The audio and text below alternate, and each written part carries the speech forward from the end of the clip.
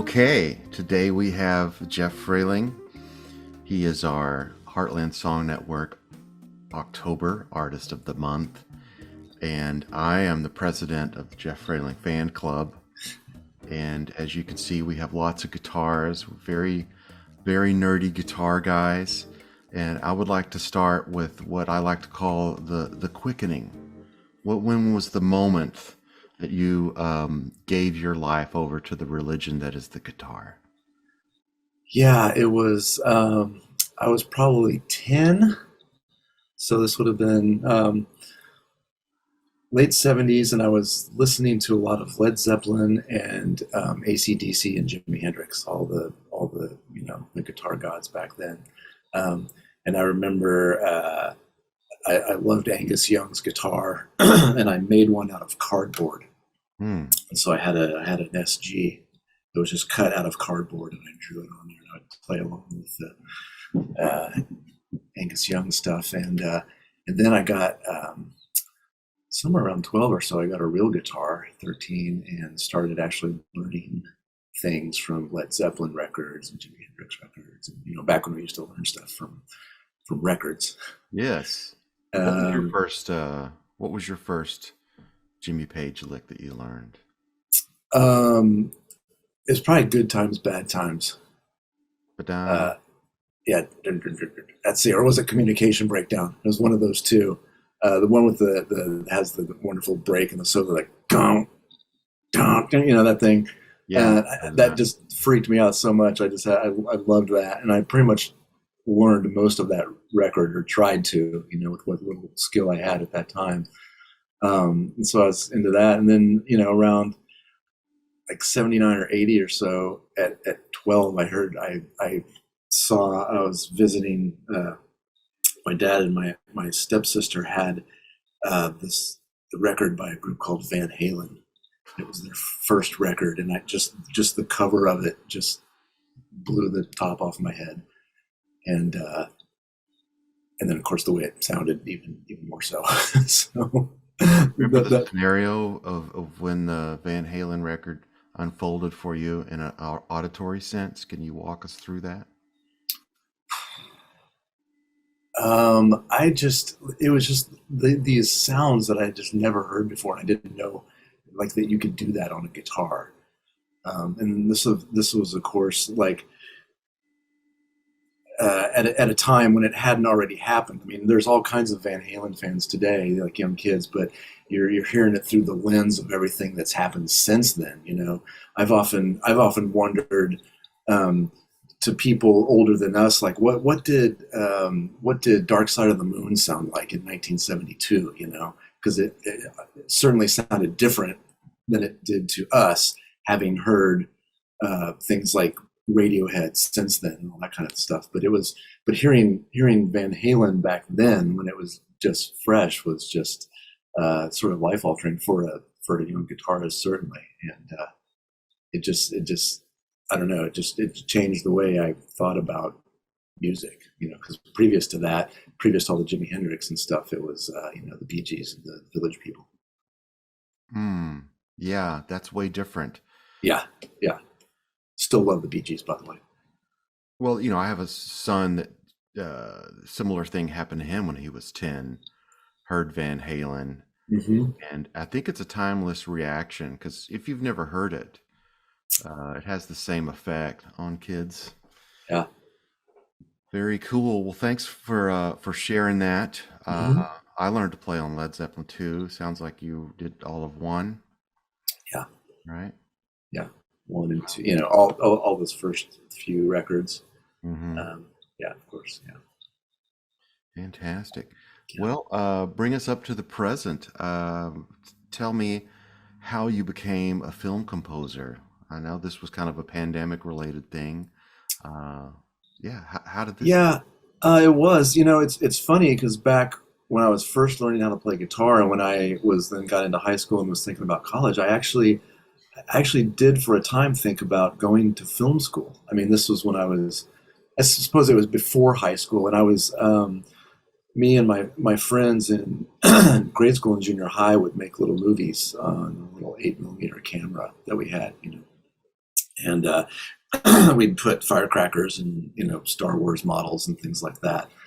And so I remember having a catalog from, I think, from like the USC film school, and I was thinking like, I might want to go do this someday. And I was really interested in making films, and somehow that the music just kind of took over after that. Um, but I've always been interested in films and the way films sound, and so yes, back to the present. Right before the pandemic in 2019, um, it occurred to me like there was Berkeley Online was offering, as they always do. I saw that they were offering a course in film scoring, so I thought I would just love to do that. So I enrolled in it, and it happened to start in April of 2020. So we all know in like March of that year, like everything shut down. So the timing just happened to be perfect. So once I got through that first 12-week course, I thought, oh man, I want to finish this. It's a certificate in film scoring and media composition. There were 4 other courses. I loved the film scoring course. It was a lot of sort of nuts and bolts about how to do it and the way film composers think. I started watching a lot of like masterclass things about how you score using Logic, which is the recording software that we use in the computer, and listening to people like Danny Elfman and Hans Zimmer just talk about their process, and that even got me more interested. And so after I finished that initial course, I went ahead and just enrolled in the whole certificate, which was 4 other courses, 2 composition courses, 2 orchestration courses. And after 18 months, I had a certificate of film scoring and media composition. And it was really fun. I wish I could do more. Excellent. I bet you got really good grades too, right? I did okay. I passed. Yeah, excellent. So Yeah. tell me about your history in Kansas City, Chicago, and yeah, Okay. it's such a great story. Please. Um, so I did after high school. I went to conservatory at UMKC for a couple semesters, which is where I met. Well, in high school is where I met most of the guys that I started this band called the Mongol Beach Party, Mhm. and that was Christian and Billy and Scott Easterday, and then at UMKC met Mark Sutherland, Kyle Dahlquist, Scott Easterday, Mongol Beach Party. Um, I went to Berkeley and Boston in '88 and just got really homesick and band sick. So I wanted to come home and continue with the band that we'd started. So that was came back in '89, and we started Mongol Beach Party up again, and made a few records, played around town a lot, had a great time, made some great music. And then in 90, I guess it was in '94, so I moved to Chicago. I decided I wanted to go, pursue songwriting up there. Um, I'm making it sound like I had a plan, but I didn't. I went to Chicago, and Chicago ended up taking care of me. I met some wonderful people and ended up getting a job with Blue Man Group up there. And it's funny because I was, I think about this story all the time because I was living in this apartment, and I couldn't find any work, and the songwriting thing wasn't going great. And a friend of mine managed a Starbucks, and I had to get a job. I just had to get a job. And so I went and worked at Starbucks. I felt so depressed. I was like, God, I came up here to like write music and be a songwriter, and now I'm working at Starbucks. Well, as it turned out, I really enjoyed that job actually, but I met several people there at that Starbucks who also worked at Blue Man Group, and that's how I got that audition. So through that initial job at Starbucks, I got the audition with Blue Man Group, got the job with Blue Man Group, and ended up meeting all the people that made Chicago a really wonderful experience for me. And I was up there for 17 years.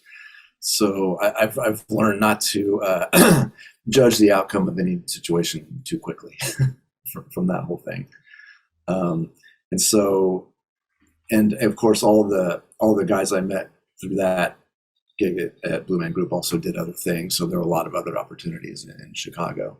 Um, so yeah, after 17 years, um, I was ready to come home. Actually, like Chicago was there's a lot of people up there and a lot of traffic, and it was hard to do everything. And I sort of missed my family, and Aaron and I had met and had started doing Victor and Penny, and so once we decided to do that full time, I came back to Kansas City in 2012. But you weren't band sick necessarily, just homesick and family sick. Yeah, yeah, yeah, kind of homesick and family sick, and kind of, um, I guess, kind of done with the bigness of Chicago and the density of it, and the just the constant scrambling and the constant, um, just how hard it was to do everything up there, you know. And I was ready to just come back here, and I don't know, it just felt like the right time to do it. Okay, well, we have to address Aaron Yeah. with Hello, Aaron. Is that what you mean? yes, we know you're watching. Um, Yeah. gosh, I don't even know where to start, but please, uh, Well, yeah. yeah. So we met while I was still in Chicago. I mean, we met years and years and years ago back in the Kansas City Mhm. music scene when I was doing Longo Beach Party and she was doing Blue Museum. We played gigs together all the time, and we certainly knew each other. But then later on, sort of towards the end of my time at Blue Man Group, she was coming up to Chicago a lot because she had her agent up there, and we connected because she was just looking for people to hang out with, and she looked on Facebook and it said that you might know Jeff Freeling, who said Kansas City is his hometown.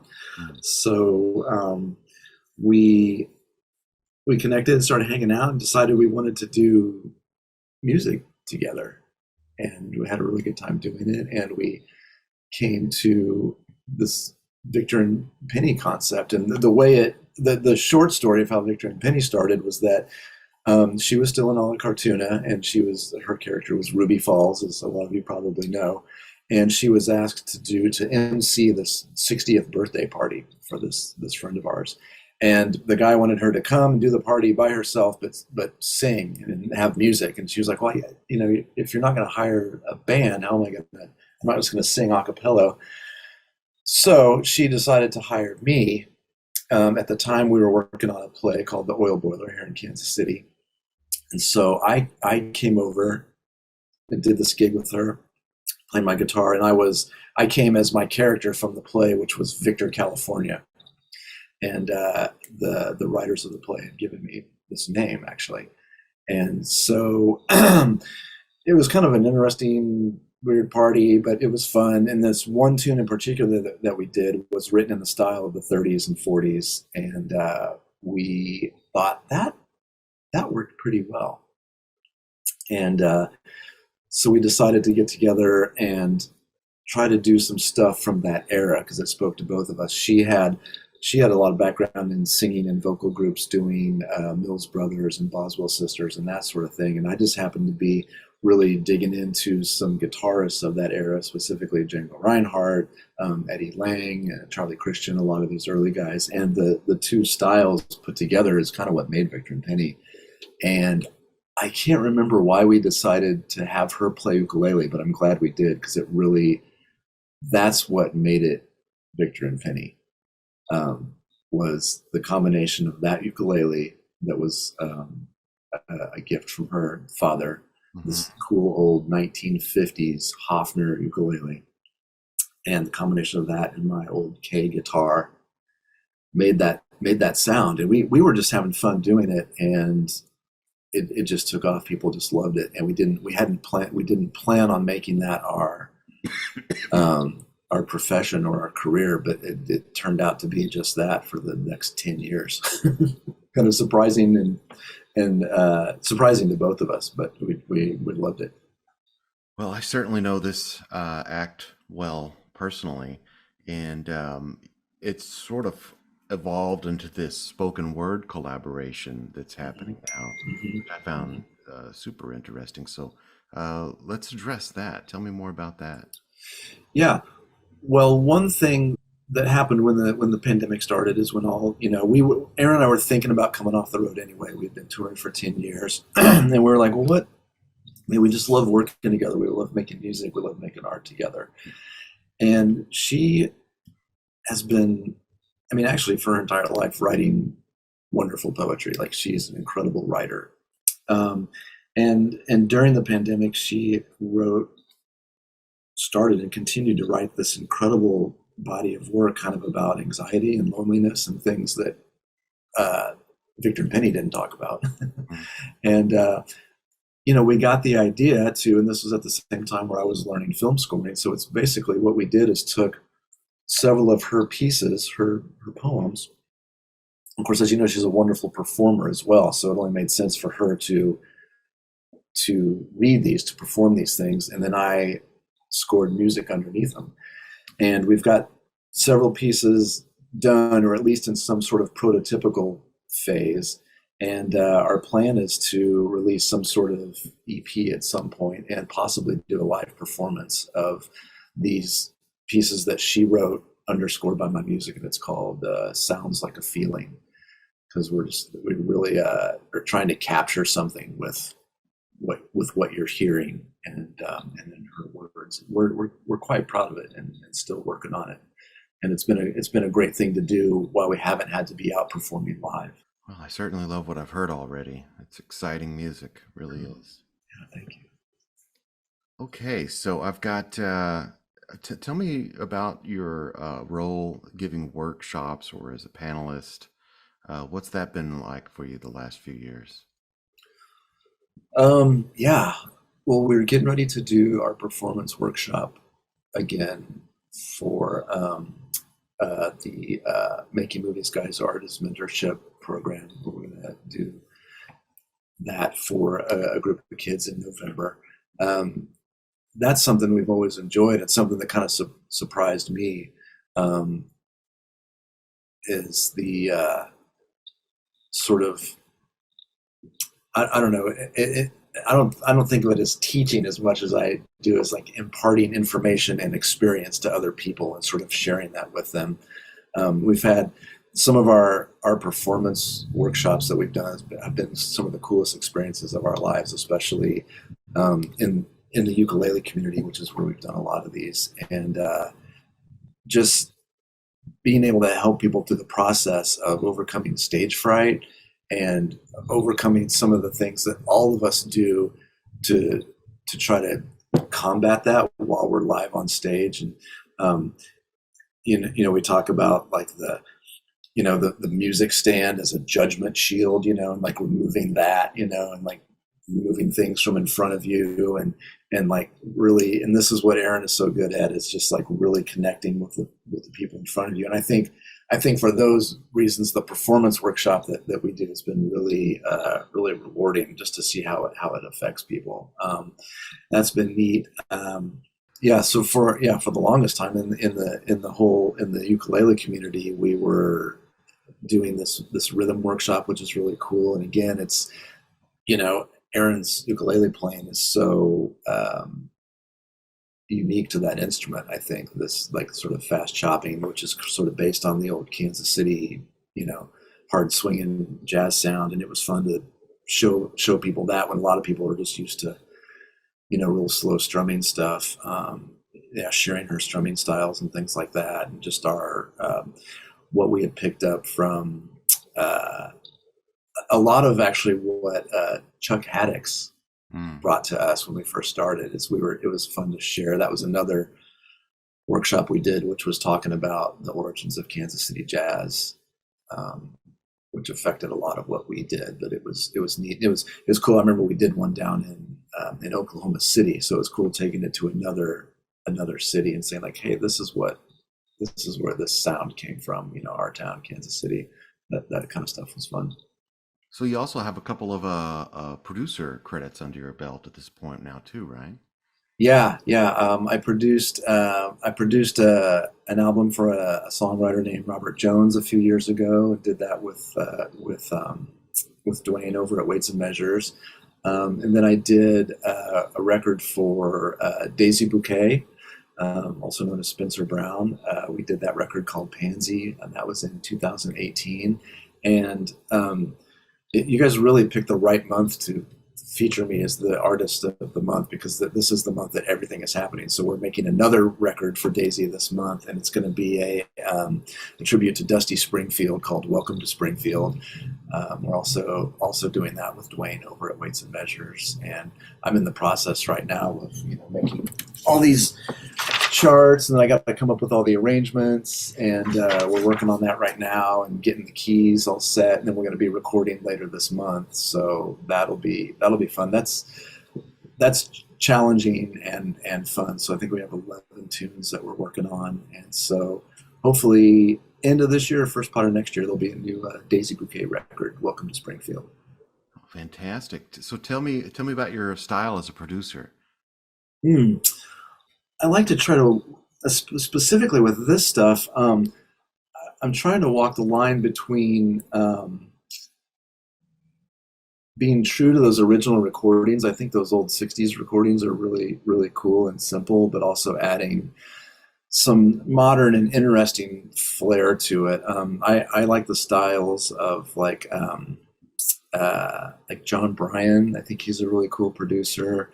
And uh, I want to add something.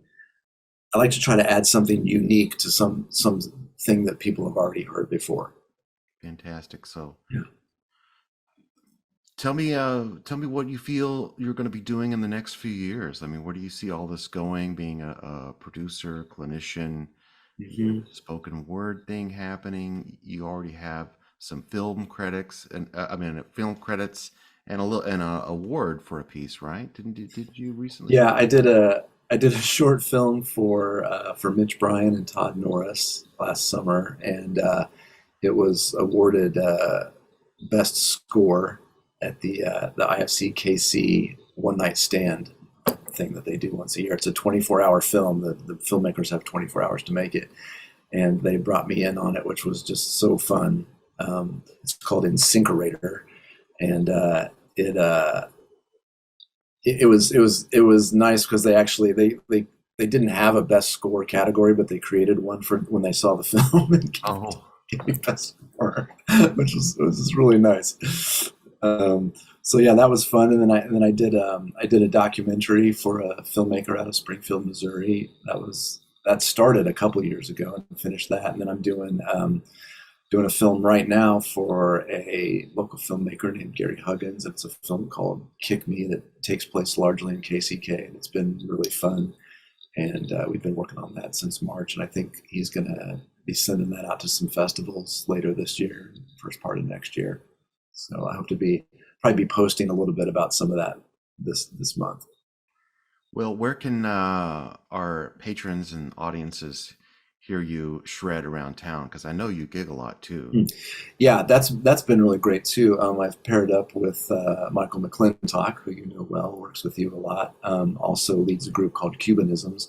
But we started a duo called FM Duo, Freeling McClintock, and we do a lot of 50s and 60s jazz, but also a lot of original material, which has been really nice. And we've played at Corvino, we've played at a lot of places around town. One of our favorite places, which is coming up later this month on the 27th, is at the Hey Hey Club, which is in the basement of the Rieger Distillery. And that'll be like a 7 to 10 gig. It's also my birthday, so I don't Oh, okay. know. Call to action. Go to your gig on your birthday. Yeah, I like chocolate cake. Well, let's wrap it up where we started with guitar nerd stuff. Yeah. Show me that cool Gibson there behind you. Tell me the Oh story yeah, behind that. this guy here. Oh yeah.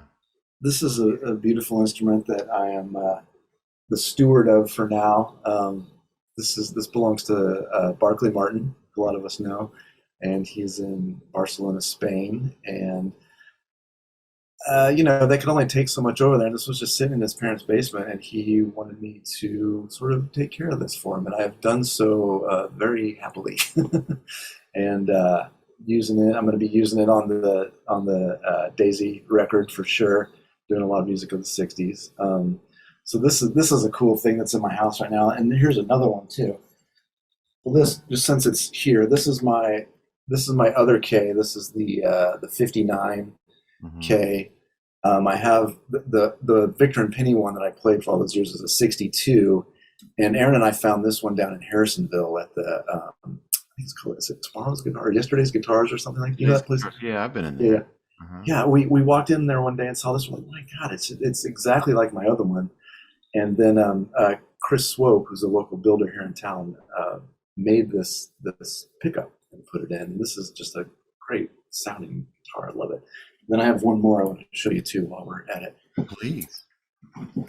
This is probably like my favorite thing that I own. This is I don't even know what year this is, but it's an old Gibson tenor guitar. And this thing just kind of writes songs by itself. I mean, it's Come out of it, huh? yeah, it's amazing. It just has an incredible sound. I don't know if it's in tune, That sound is giant. but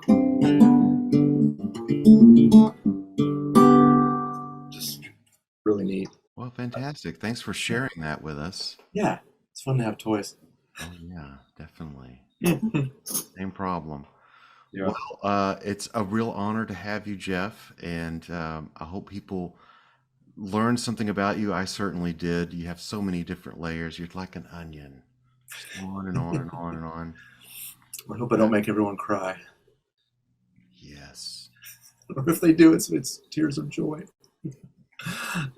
Yeah, well, I want to extend my gratitude to Heartland Song Network for selecting me as the artist of the month in October. I will. It's a great month, like I said, because I have a lot going on. I should also mention that I am doing the Black Repertory Theater show after midnight, which Oh, opens Friday the 7th at the Warwick Theater. And I'll be posting about that too. So that has a 2-week run starting Friday the 7th. is that why I've been seeing all the banjos around your house? Is that the reason? Yeah, probably. For that gig? Okay. Exactly. Yeah, All that's why I right. have a banjo. Okay. And a banjo uke, right? Yeah, I have Aaron's banjo uke, and then also I've got a cool old 4-string banjo that I borrowed from Mike Stover. Thank you, Mike. Yeah, oh, yeah. Yeah, he's good that way. Yeah. All right. Well, I guess I'll see you at one of your gigs, if not sooner. I seem to see you almost every day lately, so. Yeah, that's a good thing. Yeah. All right. Bye, All right. Thanks, Beau. Bye.